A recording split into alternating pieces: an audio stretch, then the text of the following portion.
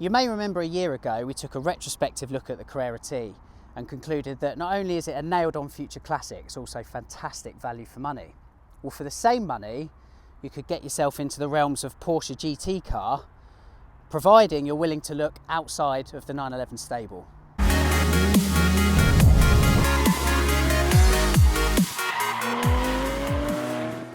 Cool, well, welcome back to the channel. Driving something a little bit different, aren't I, this time? It's a Cayman, but more than that, it's actually a real important piece of Porsche history and a line in the sand moment for the manual renaissance at Porsche generally.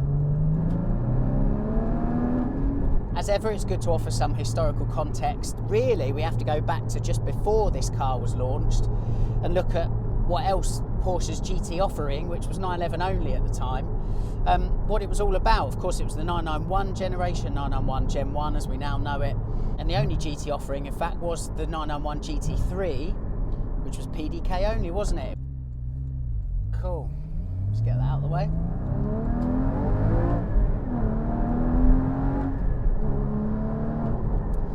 Nice. As I was saying, it was the first time really that Porsche's GT offering came without the good old stick shift. Porsche at the time pointed to the fact that PDK was quicker, sharper, more efficient and more clinical really, which is exactly what track cars are all about. It was a little bit of a controversial move, wasn't it? And although the 911 GT3 sold in very big numbers, enthusiasts demanded the return of the stick shift, and credit where it's due to Porsche, it listened to its customers. The stick shift duly returned, not in a 911 first of all, but in this, the Cayman GT4.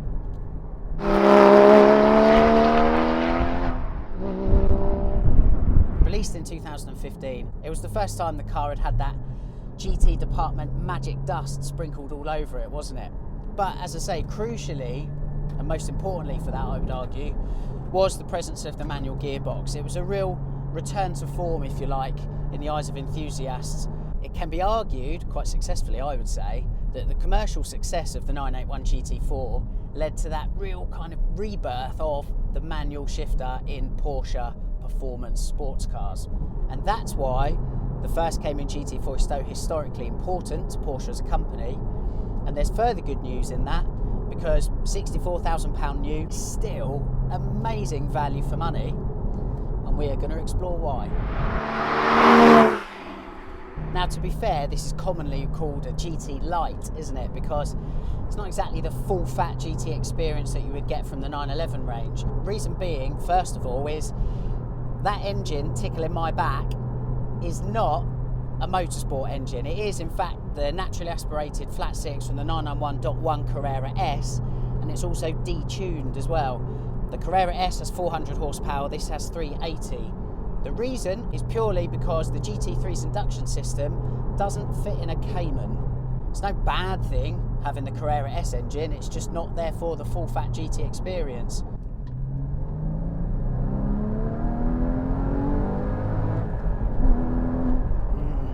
So the other difference then is orally, isn't it? From the inside of the car, it sounds absolutely fantastic, it has to be said. I don't know why, but it just reminds me of a 964. It's got more of a deeper kind of gruff bark to it over what the 911 GT cars have. But outside, it definitely does sound different, and there's no question, it just doesn't, as I say, have that same banshee scream that 911 GT cars have. Everything else though, proper GT.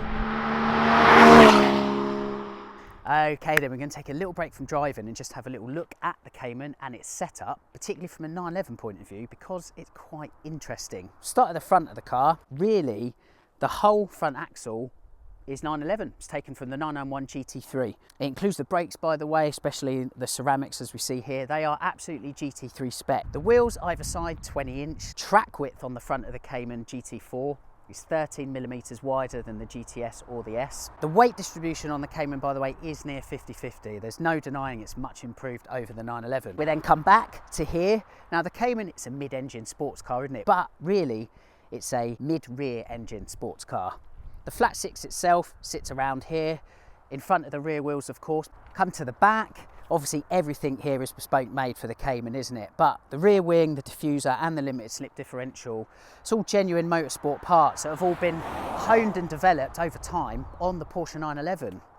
As you can see, it's dripping in 911 parts, isn't it? It definitely benefits from that continuous evolution that the 911 has given Porsche.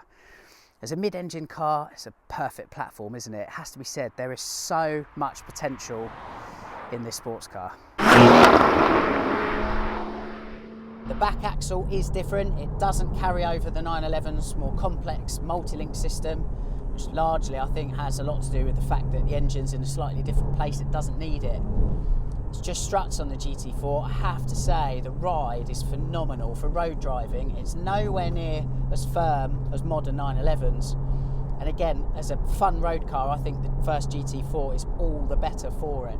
As sublime as this chassis is, and it really is, it kind of shows the engine up to be a little bit lethargic, particularly under 3,000 RPM. There's almost a lag to it. It really is that pronounced.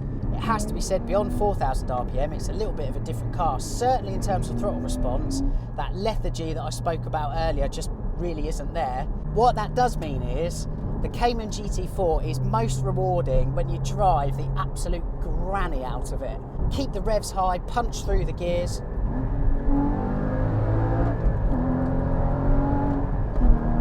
That's where the sweet spot is. Elsewhere, the steering is absolutely sublime. Really is a first-class example of electric-assisted power steering. Another thing we need to talk about is this beauty, the gearbox. As I said, it's a crucial part of Porsche history anyway. Oh yes.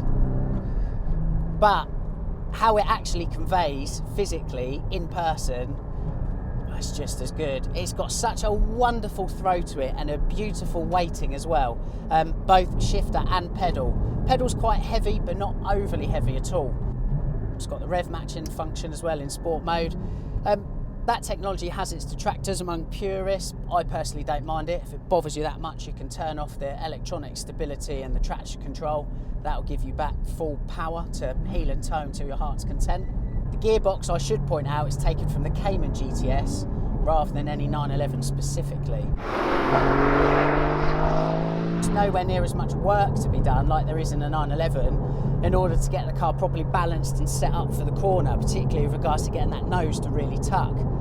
There's a near 50-50 weight distribution in the Cayman. Hard work's already done for you, really. Where you do have to be careful in a Cayman is corner exit, really. It's just, obviously, the engine's in a different place. It doesn't enjoy that same traction as a 911 away from corners. If you get on the gas a little bit too early, or you're a little bit heavy-footed with it, the Cayman can snap. And if it does, it's going to happen very quickly, and you're not going to have an amazing amount of time in which to catch it. I think that's the whole point of this video, really, is to say, well, you can look elsewhere from within the Porsche range.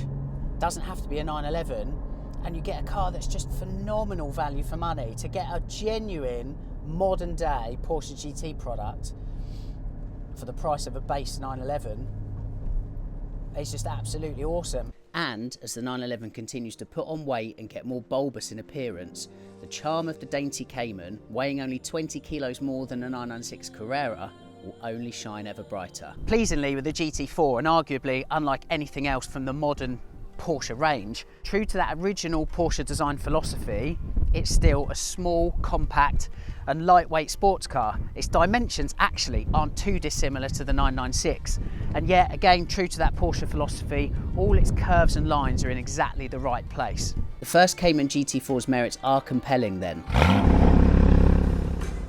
But before you think this is simply a glowing appraisal,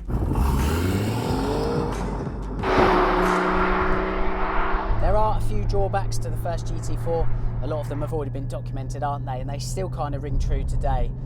The first one is the gearing. It does have really, really long gearing. There's kind of no getting away from it, really. The other observation I have, and this is quite a crucial one, really, if this is going to be your one and only Porsche, is I couldn't take it around Europe. I think it's a mixture of the fact that the engine is properly right behind me. Unlike the 911, it's spaced out a little bit, isn't it, by those admittedly rather superfluous rear seats. The engine's right behind me, it's very loud. And whilst on a Sunday morning B-road blast, for example, it actually creates quite a magical experience.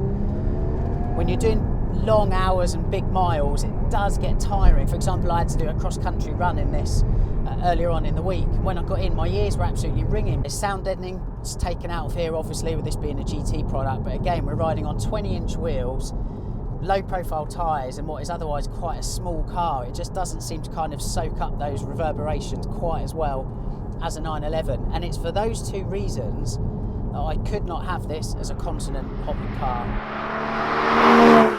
So, the big question, would I own one? The answer is possibly. It is absolutely a phenomenal platform, and it just comes back to what I said earlier on.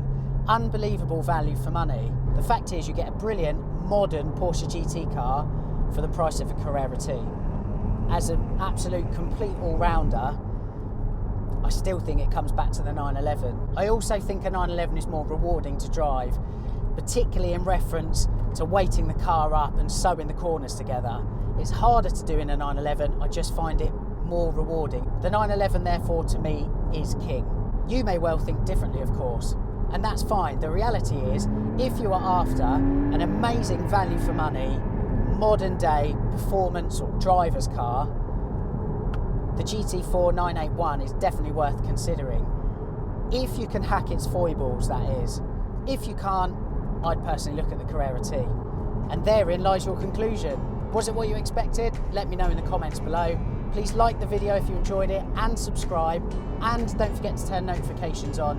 It means when my videos drop, you get to see it first. I shall see you in another video soon, and who knows, it might even be in a Cayman.